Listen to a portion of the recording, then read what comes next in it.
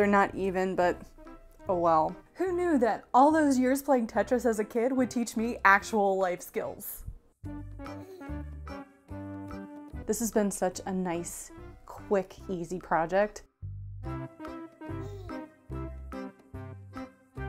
And she's starting with the center front because that's the piece she wants least to be pieced. Take that, capitalism. But pastels make me look dead. Historical costuming can be an expensive endeavor, especially when you're just starting out. Historical gowns can take way more yardage than modern day makes. But if you learn one thing from historical costuming, it should be that fabric was really expensive back then. Kinda like now. Because the government can say that inflation is going down till they're blue in the face, but prices are still going up, folks. Luckily, you and me, we're smart. We're historical costumers. And there's a budget-saving technique that's so historically accurate that it's become a catchphrase. Piecing is period. And today, that's exactly how we're going to make this beginner-friendly 1890s skirt, which can take up to 6 yards of fabric using only 2.5. Take that, capitalism. Y'all ready for this? I like to piece it, piece it. I like to piece it. I got 2.5 yards of this gorgeous lavender linen from Burnley and Trowbridge back in 2021 when I first started historical costuming. I got 2.5 yards because that's exactly how much I need to make an 18th century petticoat out of 59-inch fabric. It was always meant to be a skirt because I can't wear pastels. I can wear jewel tones and I can wear brights, but pastels make me look dead. But as the years have gone by, I've realized that I'm never gonna make an 18th century petticoat out of this fabric because I'd have to match a dress to it, and I think it's gonna be hard to find an 18th century appropriate pattern that matches that color that doesn't also wash me out. So this is the perfect project for this. We are going to shorten this skirt. The easy way to do it is just to lop off the amount from the very bottom. But if you do that, you lose the width, and you lose a significant width if you're taking off as much as I am, which is 3 inches. But I don't want that. I want to have just as much sweep at the end of my skirt as I would if I were 3 inches taller. So we're actually going to cut up a little bit and take it from this point here, since there isn't like a lengthen or shorten here line on this pattern. I'm going to go up 6 inches. And the reason I'm going up 6 inches is because that's how wide my ruler is. There was no scientific calculation. You could pick whatever the heck you want, but keep it kind of towards the bottom. When you're doing this, you want to make sure that you are following the curve of the bottom of the gown and not just going up straight 6 inches because the bottom of the skirt is curved. So you want to make sure that you're following that curve.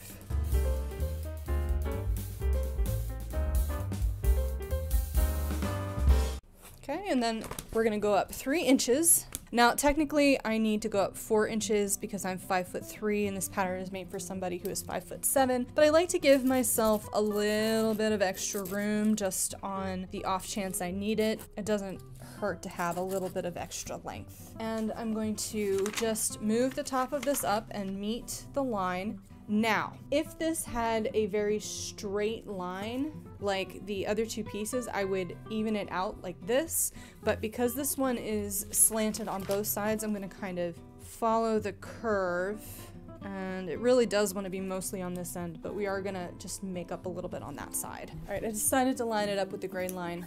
Whoops. All right, and then I'm gonna take a piece of scrap that I cut off the pattern, find a straight line, line it up, and then before I tape it all down, I'm gonna measure and just kind of gradually taper that down. And then I'll tape all that down and cut it off and do the same on the other side.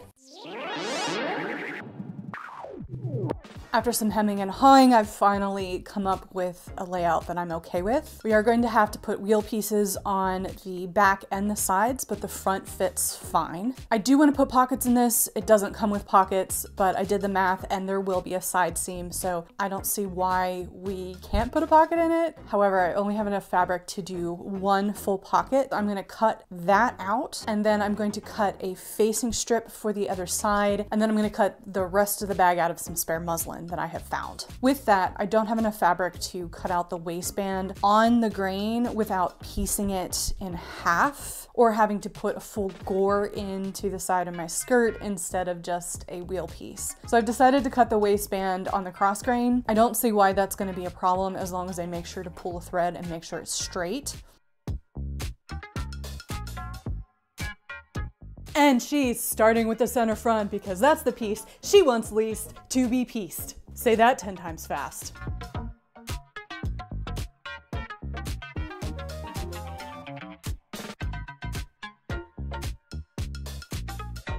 She's moving on to the sides now, and look, she's pinning together that extra linen so it stays on grain later for piecing.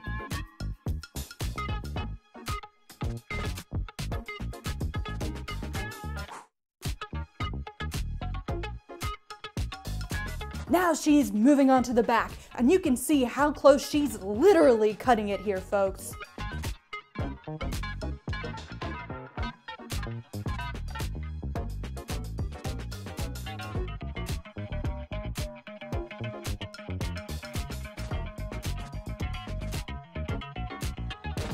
There's barely any yardage left after that whomping backside. After 10 agonizing minutes of thread pulling, she's finally ready to tackle that waistband. She's covered in thread like a true battle-weary champ.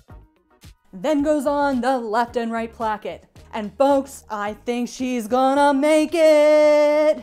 And she scores! Woo! Who knew that all those years playing Tetris as a kid would teach me actual life skills? For the wheel piece, this is the simplest way I know how to do it. I have folded this in to meet the edge of the skirt, and I've creased it. That is my seam line now. Now we're gonna cut this off, but we need to add seam allowance to this so that we can actually get it sewn on. I'm just gonna go through, mark along this fold.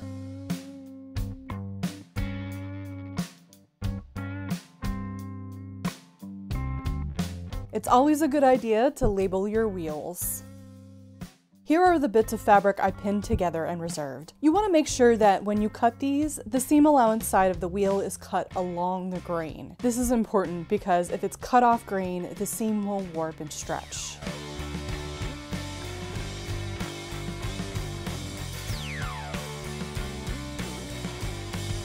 Believe it or not, that's the hard part finished. Now all that's left to do is assemble the skirt, which I'm gonna try and do in the next 2 hours before the sun goes down. Will I actually get it all finished? Probably not, but I'm gonna try because the longer I have to let the hem settle, the better off I'm gonna be in the long run.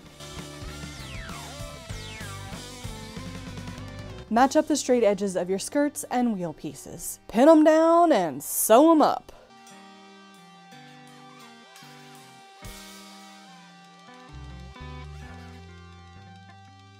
It's that easy. Now we get to deal with the placket. As simple as these are, I always get turned around by these thingers. First, we need to turn under the long pointed edge and the bottom edge of the right placket. Nope, wrong. It's the other shorter edge we need to iron in. Told ya. Okay, pin this sucker right sides together to the center back and stitch. Clip the skirt seam allowance for ease of turning.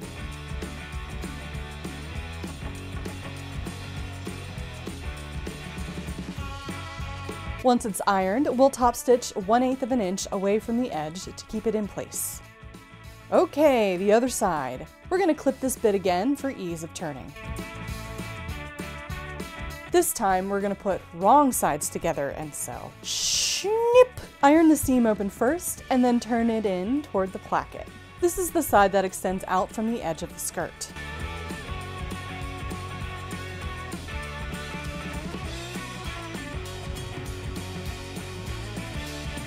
Again, you'll want to top stitch the edge.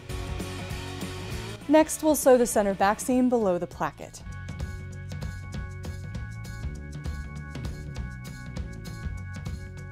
Now we're going to lap the plackets over each other and pin them shut at the bottom.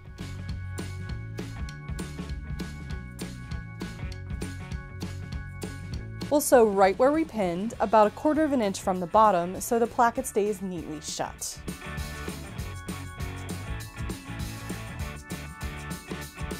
It's been a minute since I've shown how to lay in pockets, so here we go. Lay your 4 pocket pieces right sides together and measure down to where you want the opening to start. For this skirt, that's 3 5/8 inches, including the seam allowance. Then pin to your skirt. The centerpiece of the skirt is the pleating in the back, which weirdly is done from the wrong side. Follow the pleating guidelines and pleat out toward the side seam and away from the center back. When you flip it around, all the pleats will then be magically facing the center back, giving you the quintessential fantail effect. All right, so our pleats are basted down. I think they look really pretty. They're not even, but oh well. It's not that big of a deal. So I got hung up on the pockets yesterday because my pockets are a weird shape. I think I need to redraw them. I want to show you this because I haven't in a while. When you're doing pockets and things, you really want to take the time to understitch just kind of about 1/8 of an inch away from the seam line on the seam allowance side. This keeps the pocket from kind of pulling out. It keeps it nice and neat and set in its little hole, for lack of a better word. Don't forget this step. This has been such a nice, quick, easy project. It's not over yet. There's still time for things to go wrong, but after all of the crazy makes that I've done in the past like 2 months, they've all been super hard. It's nice to have an instant gratification project. So let's go ahead, let's get this all assembled and get the waistband on and get it hanging.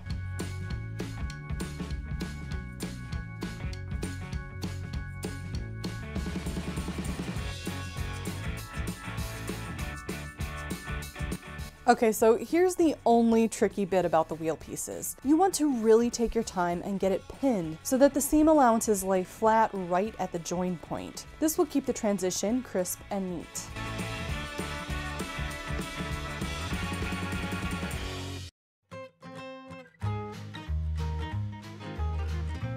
Here's the center front. Pin the side seam going around the pocket edges and then back down the side seam. Note that by this point in history, the sewing machine did exist and more than likely would have been used to construct a garment like this.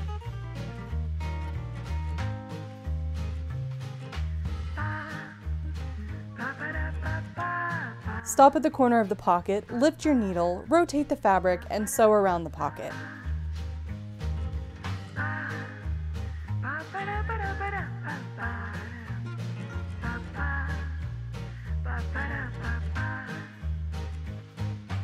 Repeat on the other side.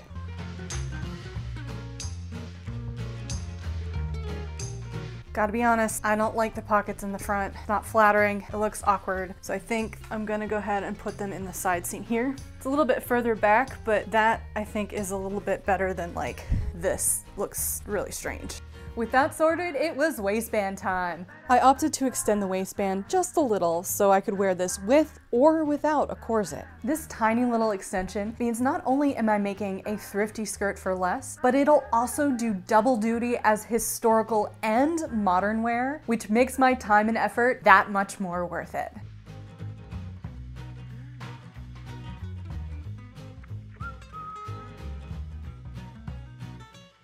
Pin the raw edge of your waistband to the raw edge of your skirt with right sides together.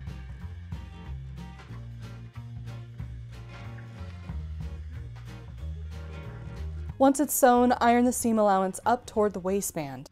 The instructions have you top stitch this on the machine, but I always prefer to stitch my waistbands in by hand. It doesn't take that long, and it means that it's easier to pick out if you need to alter the skirt down the road.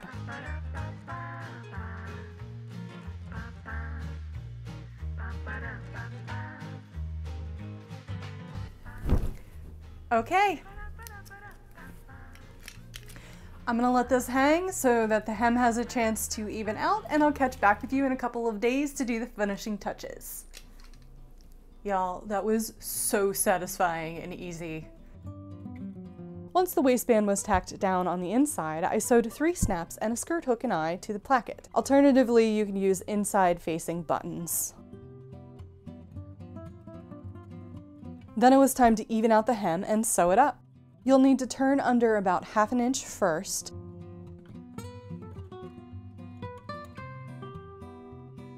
and then turn it over again by 2 inches. I want mine a little longer, so I opted for 1.5. Once again, I'll opt for a hand-stitched hem instead of a machine sewn. That's it, folks. That's all there is to this pattern. This is a great first project for any of you folks who are just starting out, or as an instant gratification project for any of you more advanced sewers like me who need an instant win while working on something much larger.